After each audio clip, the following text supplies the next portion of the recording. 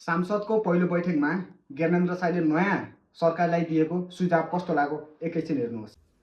तत्कालीन सरकारलाई जनताप्रति उत्तरदायी बन्न, विधिको शासनको पालना गर्न, बहुमतको अहङ्कार नगर्न सचेत गराएका थियौँ। किनकि बहुमत क्षणिक हुन्छ, केही दिनको न्यानो मात्रै हो, स्थायी सत्य होइन बहुमत। तर दुर्भाग्यवश त्यो सरकारले जनताको आवाज सुनेन।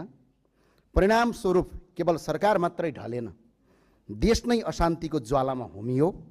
भौतिक संरचनाहरू दिनहाडै जले, सिंहदरबार जले, संसद भवन समेतसम्म आगलागीको चपेटामा पर्यो र आज हामी बाध्य भएर एउटा बैठक कक्षलाई संसद भवन मानेर कार्य सञ्चालन गरिरहेका छौँ। यो अहिलेको सरकारलाई हेक्कार होस्।